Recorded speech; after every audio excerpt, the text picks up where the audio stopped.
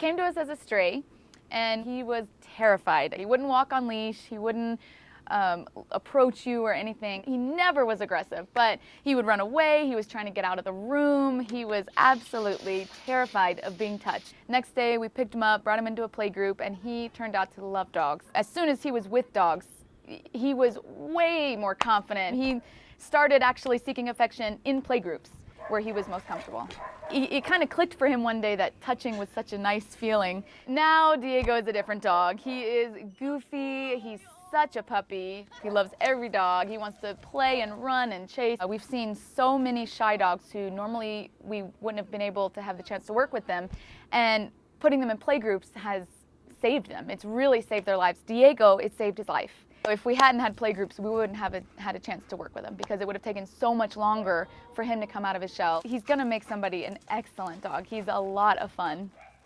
When Milagro first came to us as a transfer from another shelter and started interacting with our behavior team, they noticed that he just seemed a little uncoordinated, that he fell down sometimes. He just didn't seem like he was 100% in control of his body. We could tell that there was something not quite right and that it was likely involved up in his neck area, but we really wanted to get the opinion of an expert. Dr. Schatzberg is a board-certified animal neurologist. He donated his time both to examine Milagro and to go ahead and do an MRI. Milagro has deficits, weakness and loss of awareness of where his limbs are in space on the left side of his body. So what they found on the MRI is that Milagro has a narrowing in his upper neck area in the spinal column. Because of that narrowing, when he moves in certain directions, it pinches his spinal cord and causes the neurologic signs that we're seeing.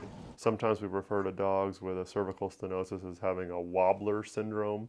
And that's based on the fact that, well, they get a bit wobbly. There is a possibility that Milagro could benefit from surgery in the future. And we started him on a course of medications to help control the pain and inflammation. It does seem to have improved his quality of life. You cannot look at Milagro without smiling because he himself always has a giant smile on his face. He loves everybody and everything. It was very, very kind of Dr. Schatzberg to help us with this dog, which really helped us understand what's going on with Milagro. We have had a great response from people on Facebook in donating to his medical costs, and we really appreciate it. It's really made a difference in our ability to keep working with him.